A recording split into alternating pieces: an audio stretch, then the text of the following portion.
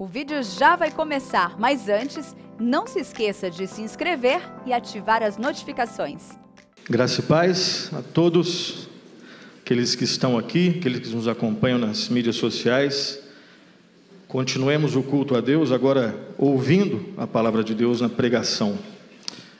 Salmo de número 15, Salmo de número 15, é o texto que servirá de base para a nossa devocional pregação desta manhã. Salmo de número 15. Lá nós lemos assim, eu vou fazer a leitura, peço que vocês acompanhem. É um salmo de Davi. Ele diz assim: Quem, Senhor, habitará no teu tabernáculo? Quem há de morar no teu santo monte? O que vive com integridade e pratica justiça, e de coração fala a verdade, e não difama com sua língua, não faz mal ao próximo, nem lança injúria contra o seu vizinho, o que a seus olhos tem por desprezível ao réprobo, mas honra os que temem ao Senhor. O que jura com dano próprio e não se retrata, o que não empresta o seu dinheiro com usura, nem aceita suborno contra o inocente. Quem deste modo procede, não será jamais abalado. Feche os seus olhos, vamos orar mais uma vez. No nome de Jesus, nós clamamos a Ti, ó Senhor, Deus eterno, Pai que estás nos céus. Obrigado, ó Pai, porque nesse dia que o Senhor fez, o dia do Senhor, começamos, ó Pai, uma nova semana na Tua presença. Obrigado, ó Pai, por tudo aquilo que já temos experimentado. Obrigado porque podemos orar, cantar e suplicamos a Ti, ó Deus. Ó Espírito Santo, ilumina os nossos corações, nossas mentes. O Senhor conhece a cada um de nós aqui. Nós acabamos de cantar, sonda os nossos corações, prova os nossos pensamentos, vê se há em nós algum caminho mau, guia-nos pelo caminho eterno. E, ó Deus, nesse momento, tem misericórdia de nós. Fala aos nossos corações, confrontando naquilo que nós devemos ser confrontados, consolando, animando, instruindo, fortalecendo. Se alguém que não crê no Senhor, ó Deus, que possa refletir seriamente nisso nessa manhã. Ó Deus, que seja uma manhã de salvação, de quebrantamento, e aqueles que já creem no Senhor, que possam crer de uma forma mais profunda. Essa é a nossa oração em nome de Jesus. Amém. Amém. Meus irmãos, vocês já tentaram, vou falar no singular, você já tentou alguma coisa com todas as suas forças e não conseguiu? Tenta imaginar uma situação. Alguma coisa você já tentou com muita força, você não fez corpo mole, você se esforçou, orou, tentou uma vez, tentou uma outra, tentou uma terceira, pediu oração, veio na vigília e tentou de novo e não deu. Aconteceu isso já com você?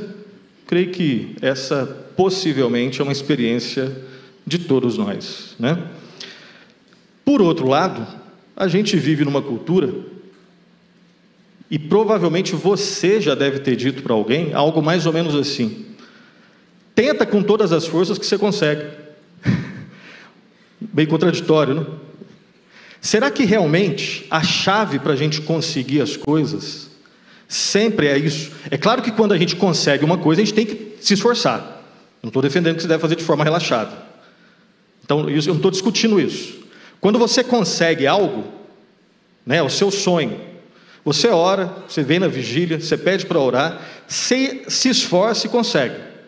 Não é isso que eu estou discutindo. O que eu estou querendo dizer é, sempre vai ser assim? Sempre que você orar e tentar com todas as forças, vai dar certo, na sua opinião? Vou dar alguns exemplos. Se você acha que sim, eu vou dar alguns exemplos e ver se você consegue. Por exemplo, a diária a diária, na suíte Presidente Wilson, que fica lá em Genebra, na Suíça, fica em torno, a diária, R$180 mil. Eu creio que alguns aqui não vão juntar isso nem na vida. Aí você chega para a pessoa, eu quero ficar um dia na suíte, lá nessa suíte em Genebra. Aí você fala, ó, se esforce que você consegue. É possível que alguns se esforçando possam conseguir, mas todos vão conseguir? Não, você sabe que não. Eu vou dar outros exemplos aqui. Por exemplo, para você entrar no MIT, né, no Instituto de Tecnologia do Massachusetts, tem gente que entrou. Eu quero saber se para todo mundo vale essa receita. Se esforce que você consegue. Para entrar, resumidamente, você tem que passar na admissão, ter notas excelentes no colegial, possuir excelência na comunicação, se interessar por esportes, por artes, por música, apresentar liderança, iniciativa, ser determinado, ter uma carta de recomendação, escrever várias redações no nível da excelência, passar por várias entrevistas. O processo, mais ou menos, aqui eu dei uma resumida para baixo, $42 mil por ano você vai gastar nessa brincadeira, e você tem que ser aprovado no exame de fluência em inglês. Você tem coragem de dizer para todo mundo, ó, eu quero entrar no MIT. Aqueles que forem entrar vão ter que se esforçar muito, não tenha dúvida, e é possível. Mas para todos é assim. Mas um pouquinho, você quer entrar na CIA, né, na Agência Central de Inteligência, 18 anos completos, ser um cidadão estadunidense, aqui todo mundo roda, provavelmente, nessa daqui, possuir um curso superior, fluência em vários idiomas, russo, árabe, chinês, histórico de vivência do exterior, sensibilidade a outras culturas, passado limpo de investigações, os corintianos rodam nessa daqui, brincadeira só para descontrair, e condições psicológicas e médicas adequadas. Nas psicológicas eu também devo rodar, enfim. É sempre assim, se esforce que vai dar certo. Por exemplo, dá para falar que só você se esforçando, você vai cantar como as duas que estavam cantando aqui? Só se esforçar. Esforçando, eu sei que dá para a gente ser menos desafinado. Mas é só se esforçando, você vai cantar como a turma canta? Não é assim. As peneiras de futebol deixam bem claro. Como eu queria jogar contra o São Paulo hoje, eu como flamenguista, né? Mas não deu. Outra coisa, se você quiser agora um ingresso para o jogo das 4 horas, é só se esforçar, tenha fé, joelho no chão que vai dar certo. Não, é só no cambista se você tiver muita grana. Então não é assim. Mas a gente vive numa cultura, e provavelmente você com boa intenção, às vezes dá esse tipo de recado. Basta se esforçar. De novo, para conseguir tem que se esforçar. Mas não é tudo. Tem coisas que você vai orar, vai se esforçar, e não vai ser aquilo. Agora, esse salmo aqui trata dessas questões. E nessa hora é que a gente vê a inutilidade daquelas frases, né? Tenha fé que vai, se esforce, conseguirá, e por aí vai. Esse salmo aqui trata de uma questão mais importante. E aí vê se você consegue só se esforçando. Primeiro, informações rápidas do salmo. O salmo de Davi. A gente não sabe exatamente o contexto em que ele foi escrito. E a estrutura dele, né, a gente tem aqui 5 versículos. A estrutura dele é muito simples. Pergunta e resposta. Você tem uma pergunta no primeiro versículo, você tem uma resposta, e lá no final você tem uma afirmação que extrapola o que está perguntando. Basicamente essa estrutura, só para você ter um esqueleto na sua mente. Uma pergunta, a resposta a essa pergunta, e no final uma afirmação que extrapola a pergunta que foi feita lá no início. Qual que é essa pergunta? É simples de entender. Tanto a pergunta quanto a resposta e a afirmação. A pergunta, vamos ler tudo junto? Primeiro versículo, 2, 3 e... Quem, Senhor, habitará no teu tabernáculo? Quem há de morar no teu santo monte? Essa é a pergunta. Então a ideia aqui, olha só, na verdade é uma pergunta feita de 2 formas, né? Quem, Senhor, o salmista está perguntando, quem vai habitar no teu tabernáculo? Tabernáculo é aquela tenda que lá no Antigo Testamento tipificava a presença de Deus. Então ele está perguntando o seguinte: quem pode ter comunhão com o Senhor? A gente sabe que lá no Antigo Testamento, se nós fôssemos cidadãos daquela época, não era todo mundo, na verdade era uma pessoa que entrava no Santo dos Santos. Tenta entrar lá você por você, fulminado. E ele está perguntando aqui: quem, Senhor, pode? Quem, Senhor, habitará no teu tabernáculo? E a segunda pergunta, que é uma repetição com outras palavras, né? Quem pode morar no teu santo monte? Aqui é o Monte Sião, que era um tipo da presença de Deus. Então, tanto o tabernáculo quanto o Monte Sião tipificavam a presença de Deus. Resumindo, quem pode estar na presença de Deus? Essa é a pergunta. Aí tem a resposta. A resposta é a seguinte, e a gente vai devagar aqui na resposta. Ele começa dizendo: o que vive com integridade e pratica justiça e de coração fala a verdade. Aqui as ideias são, né? As ideias aqui que ele tá colocando aqui. Primeiro ele fala de forma afirmativa, né? Viver com integridade é ser piedoso, viver de forma íntegra, né? Inteira para Deus. Todos os pensamentos, desejos, atitudes, aquelas pulsões mais íntimas que nós temos, todas elas para Deus. Se você é assim, você pode estar na presença de Deus.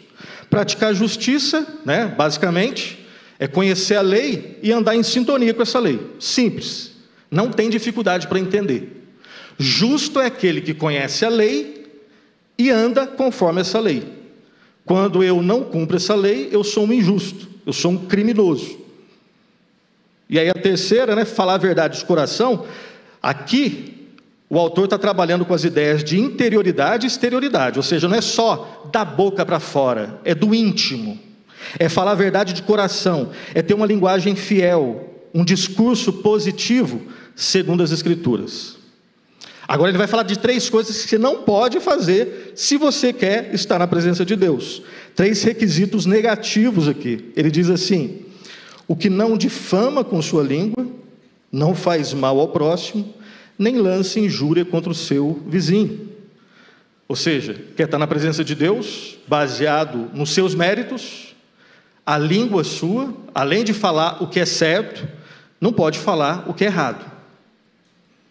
Às vezes isso ocorre quando termina o culto ali no salão, né? Enfim, não prejudicar o seu vizinho, não falar mal do seu vizinho, não lançar injúria, traz a ideia de não proferir nada desonroso em relação a alguém. Então, quando você sabe de algo errado em relação a alguém, não é para você pegar aquilo e colocar em praça pública, né? E isso às vezes é tão gostoso, né? Você sabe de um defeito, ao invés de guardar, orar, não, a gente coloca, às vezes com um verniz evangélico, né? Eu só estou colocando para a gente orar por ele. No fundo, não é para isso. É que às vezes a gente tem prazer naquilo que a Bíblia diz que a gente deve ter nojo. Tem esse drama, né? E a gente deve lembrar também que só existe fofoqueiro, quem gosta de falar, porque existe também quem gosta de escutar. Então não dá para colocar a culpa em só quem fala. Se eu escuto, é que eu também de alguma forma... Só que é claro, se eu gosto só de escutar, depois eu tenho uma desculpa, né? Uma desculpa que só cola para mim, não cola para Deus.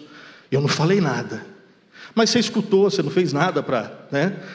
Só que é muito contracultural alguém chegar para a gente querendo falar: você viu o que aconteceu com ele? Você viu o que aconteceu com ela? É difícil a gente falar a verdade em amor, falar assim: ó, não quero. Normalmente a gente não faz isso. Lembra da pergunta? Quem pode estar na presença do Senhor? Esse é o início da resposta, tá? A gente só está no começo. Lá no versículo 4 diz assim: o que a seus olhos tem por desprezível ao réprobo, mas honra os que temem ao Senhor. Aqui não está dizendo que você deve ofender quem não é cristão, a ideia não é essa. A ideia aqui é de lealdade. quem realmente eu quero ter por perto, quem realmente eu quero ter intimidade, quem realmente é meu amigo, é quem teme o Senhor. Não é ideia de farisaísmo, isso a gente é bom, infelizmente, de ser fariseu, mas de ser leal, em honrar aqueles que realmente fazem parte do povo de Deus, em primeiro lugar, e tratar com amor e respeito os demais. Isso é ensinado na Escritura, ideia de lealdade. Aí o texto continua, versículo 4, né? Eu vou repetir: o que a seus olhos têm por réprobo, o desprezível réprobo, mas honra os que temem ao Senhor. E no finalzinho, o que jura com dano próprio e não se retrata. Ou seja, quando eu faço algo errado, mesmo que ninguém saiba, eu seguro a bronca. Eu seguro a bronca. O importante é você ter paz com Deus, mesmo que você tenha guerra com outras pessoas. Não terminou. Versículo 5 diz assim: o que não empresta o seu dinheiro com usura, nem aceita suborno contra o inocente. A Bíblia, ela não proíbe o empréstimo de dinheiro a juros. Ela condena a usura, que é o empréstimo abusivo, que é você, num contexto de pobreza, aí você vai lá e pede mais ainda. Quem faz isso está pecando. E o texto deixa isso bem claro: não empresto meu dinheiro com usura, não aceito suborno contra o inocente, mesmo quando é muita grana. Então você tem, de novo, voltemos à pergunta: quem, Senhor, habitará no teu tabernáculo? Quem pode morar no teu santo monte? Basicamente, é isso daqui que a gente tem que fazer: honestidade, fidelidade. Eu quero que você abra a sua Bíblia, algumas páginas à frente, Salmo 24, que nós temos uma ideia muito parecida lá. Salmo 24, a partir do versículo 3, do 3 ao 6. Parece que é quase, essencialmente uma repetição. Lá está escrito assim, Salmo 24, a partir do versículo 3: quem subirá ao monte do Senhor? Quem há de permanecer no teu santo lugar? Essas são as perguntas. Aí vem a resposta: o que é limpo de mãos, puro de coração, que não entrega a sua alma à falsidade, nem jura dolosamente, este obterá do Senhor a bênção e a justiça do Deus da sua salvação. Ficamos até o 5 aqui. Perceba que é muito parecido com o nosso Salmo 15. E aí no finalzinho, lembra que eu falei que é uma pergunta, resposta, e no final tem uma afirmação que extrapola o que foi perguntado. Porque a pergunta do início é só quem pode ter, só entre aspas, quem pode estar com Deus? Olha só como é que termina o versículo 5, a parte C: quem deste modo procede, jamais será abalado. Ou seja, quem consegue cumprir todos esses requisitos, não só tem comunhão com Deus, não só pode estar no tabernáculo de Deus, no monte de Deus. Quem cumpre esses requisitos nunca será abalado, por nada. Coloca uma arma na cabeça, ele não vai ser abalado, sobrenaturalmente. Vem a doença, ele continua firme. Vem a decepção, o desemprego, ele continua inabalado. A pergunta é: quem consegue? Quem de nós aqui consegue? Charles Spurgeon, quando pregou nesse texto, ele diz o seguinte: quem pode suportar o poder de prova desse salmo? Quem consegue cumprir esses requisitos aqui? Às vezes nós achamos que o evangelho é isso, A gente prega o evangelho para alguém, a gente ama uma determinada pessoa que não está na igreja. A gente ama uma determinada pessoa, pode ser o filho, pode ser o pai, pode ser o irmão, o primo, enfim, e fala assim: olha, se você for bonzinho, se você andar no caminho, Deus vai te honrar. Isso é evangelho? Porque se for, quem que anda no caminho? Se o critério para Deus nos aceitar for a gente andar no caminho, quem consegue? Aí a gente dá uma explicação, que é mais ou menos assim: não, se você se esforçar, Deus honra o seu esforço. Aonde está isso na Bíblia? Pega o primeiro versículo de Gênesis até o último versículo de Apocalipse. Aonde que está isso na Bíblia? Que Deus vai te salvar se você andar certinho. A Bíblia deixa bem claro que a gente já nasce torto. E aqui é claro, né, de forma poética. Não é torto, é morto. Morto, torto. É tortura total. Se a gente não passar aí alguém que me disse esses dias, né?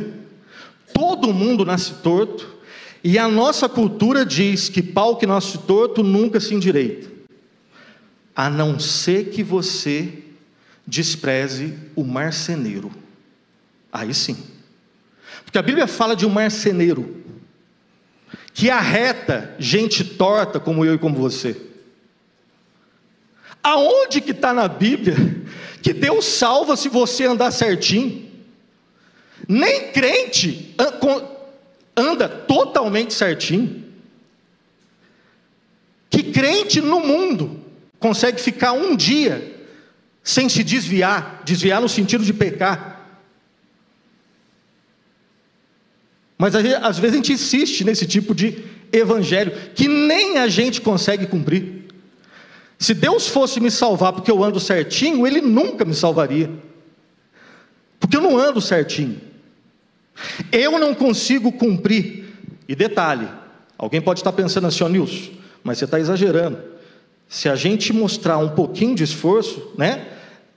O texto não fala disso. O texto fala aqui, ó: vive com integridade, pratica justiça, de coração fala a verdade, não difama com sua língua, não faz mal ao próximo, não lance injúria contra os seus vizinhos. E o texto continua, nós já lemos. Esse é um teste. Se você olha para o Salmo 15, achando que aqui nós temos o caminho da salvação, já era. Não é. Se esse salmo não mostra o caminho para se salvar, ele mostra o quê? Primeiro, lembrar a má notícia. A má notícia é que depois do pecado, nenhum de nós consegue estar na presença de Deus.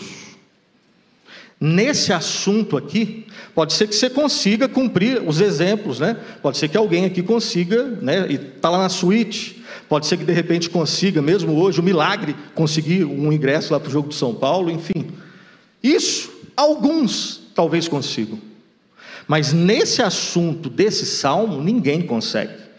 Todos nós aqui, a começar por mim, nós somos uma piada sem graça, um total fracasso.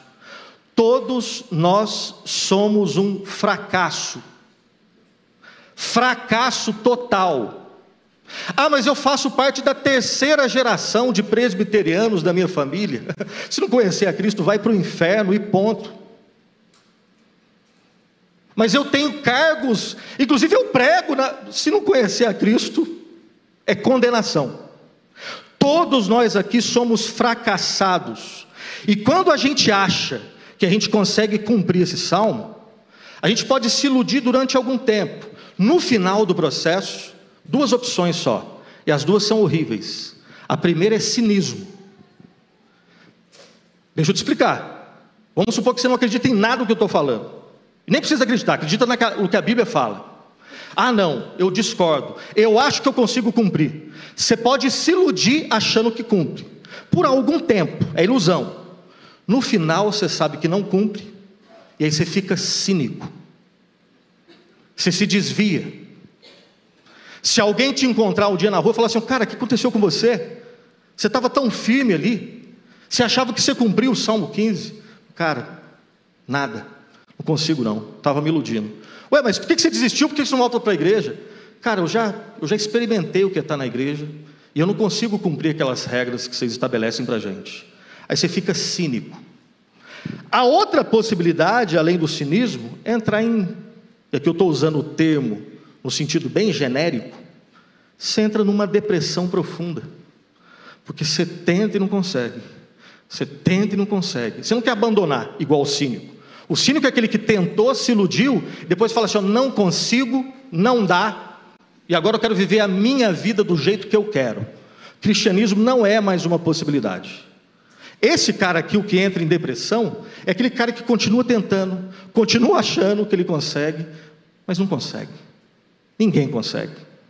Essa é a má notícia. A boa notícia que você deve saber, que eu devo saber, mas às vezes a gente sabe teoricamente, mas não vive, é que existe, sempre existirá um homem só, que pisou nesse mundo. O único para quem o Salmo aponta. O único que viveu e vive com integridade, praticou a justiça, sempre falou a verdade de coração, nunca difamou com a sua língua, nunca fez mal ao próximo, nunca lançou injúria contra o seu vizinho. Ele tinha e tem aos seus olhos desprezível ou réprobo. Ele sempre honrou os que temem ao Senhor. Ele jurava com dano próprio, não se retratava e nunca emprestou o seu dinheiro com usura. Inclusive foi traído por alguém que roubava dinheiro dele. E nunca aceitou suborno contra o inocente. Um dia, nesse mundo, pisou uma pessoa assim. Ele é o único que pode nos representar para fazer com que a gente seja o cidadão do céu, que provavelmente está no título aí da sua Bíblia. O Evangelho nunca foi sobre o nosso desempenho. Faça isso e seja aceito. Aí você fala assim, ô Nilson, está esquecendo aí. Para ser salvo tem que fazer duas coisas. E tem mesmo. Não existe salvação sem arrependimento. E quem tem que se arrepender? Quem? Somos nós. A questão é se nós conseguimos nos arrepender sem a ajuda de Deus. Quem consegue se arrepender sozinho? Senhor, não precisa não. Espírito Santo, não precisa. Deixa que eu consigo me arrepender sozinho. Quem consegue? E tem que ter outra coisa, além do arrependimento, tem que ter fé. A Bíblia diz que a fé é uma necessidade nossa, e a mesma Bíblia diz que a fé é um dom de Deus. Então, quando você se arrepende e tem fé, é você que se arrepende e tem fé. Mas ao mesmo tempo, você nunca bate no peito e fala, não precisei do Senhor. É sempre, graças a Deus que eu me arrependi e tenho fé. E quero terminar com as seguintes aplicações. O Salmo 15, ele ensina sobre o que nós fomos criados para fazer. O projeto original era esse mesmo. Adão e Eva, em Gênesis 1 e 2, viviam isso daqui. Não tinha erro. O Salmo 15 ensina quem nós fomos criados para ser. Mas o Salmo também nos ensina o que nós não somos capazes de fazer. Ninguém é capaz de cumprir as exigências do Salmo 15, por si só. E o Salmo também nos ensina o que Jesus Cristo fez e continua fazendo por nós. Por isso, Ele é o único caminho, única verdade, a única vida. Ele é o sumo sacerdote, e nele a gente tem tudo o que a gente precisa, absolutamente tudo. Agora, olha só que maravilhoso, se você não conhece a Cristo, esse salmo te humilha, e tem que humilhar a todos nós, porque nós não conseguimos. Mas esse é o primeiro movimento, humilhação. Eu não sou bom desse tanto aqui, não sou. Na verdade eu estou muito aquém. Esse é o primeiro movimento, é o soco na boca do estômago. O segundo é a esperança. Tem alguém que cumpriu, creia nele.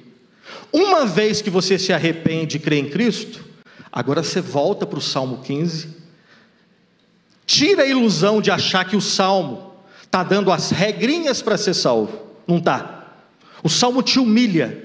Eu não consigo, Cristo consegue. Agora você convertido, você olha para o Salmo de uma outra forma. Agora o cristão olha para o Salmo 15 e vê no Salmo 15 uma forma de viver expressando gratidão a Deus. Aí é diferente. Eu quero viver com integridade, praticar justiça, de coração falar a verdade. Não porque eu fazendo isso Deus vai me aceitar. Deus em Cristo já me aceitou. Agora eu quero expressar gratidão por tudo que Ele já fez por mim. Ele sabe que eu não vou conseguir ainda cumprir. Nós conseguiremos cumprir isso daqui lá na glória. Do lado de cada eternidade, mesmo nós cristãos, que estamos dominicalmente, semanalmente aqui na igreja, cantando, chorando, pedindo perdão, lendo a Bíblia, nós erraremos. Mas agora Deus sabe. Habitados pelo Espírito Santo, eu olho para o Salmo 15 como uma forma de expressar gratidão ao meu Deus. Se você se sente inadequado, se você se sente incapaz, se você se sente um fracassado, é isso mesmo, nós somos assim. Só tolos é que falam, você consegue, a força está em você. Tem que ser muito louco para acreditar em umas bobagens dessas. Tem que ser muito louco. Agora, admita que você é inadequado, incapaz e fracassado, mas não pare aí, continue. Não desperdice a sua inadequação, não desperdice a sua incapacidade, não desperdice o fato de que você é um fracassado, uma fracassada, e vá até Jesus Cristo, porque Ele é especialista em transformar gente como eu e você, fracassados, fracos, inadequados, em gente perdoada, salva, adotadas. Agora a gente tem um Pai que nunca vai nos abandonar. Nós somos chamados do reino das trevas para viver na luz do Senhor Jesus Cristo. Ele promete para nós, durante essa vida, dor e glória, dor e graça. No mundo tereis aflições, tem de bom ânimo, eu venci o mundo. Então, se você é cristão, esteja preparado para sofrimento e alegria intensa, temporariamente, e depois a eternidade, com uma alegria que nem cabe na nossa imaginação. Agora, se você insiste em dizer não a Cristo, esteja preparado para sofrimento, falsa sensação de felicidade, é falsa. Uma cheirada numa carreira de cocaína, dizem que provoca um barato, por alguns segundos. Depois, ela nunca cumpre o que promete, que é a alegria. Alguns segundos de falsa alegria. Um vício. Então esteja preparado para isso, se você nega Cristo. Sofrimento, falsa sensação de alegria, e depois eternamente experimentando a presença de Deus, não como Pai, mas como um justo juiz para a eternidade. Agora, se você é cristão, né, inclusive, lembrem do meu sogro, presbítero Daniel, né, que ele fez lá uma cirurgia no olho, e tem lá as suas lutas. O pai da nossa irmã, que chegou recentemente na igreja, a Daísa, que é a nova apresentadora lá, teve um AVC. Crente, os dois são crentes. Então, se você acredita naquela palhaçada de teologia da prosperidade, que você é filho do rei, você é cabeça e não é cauda, e você tem que repreender a doença, quando esses caras ficam doentes, eles pegam o dinheiro que eles roubaram e vão para o Albert Einstein. E vocês têm outros exemplos. Crentes que sofrem, crentes que querem às vezes, na intensidade do sofrimento, desistir de tudo. Crente de verdade, que às vezes não tem prazer de vir na igreja. Crente que fica desempregado. Crente que separa. O evangelho é muito mais radical do que a gente imagina, em termos de mostrar a nossa feiura, mas é muito radical, é mais radical ainda em mostrar a esperança verdadeira, que nada nesse mundo pode dar. O teste de uma fé, o teste de uma religião, o teste de qualquer tipo de discurso, é o sofrimento e a morte. O budismo não passa no teste do sofrimento e da morte. O espiritismo não passa no teste do sofrimento e da morte.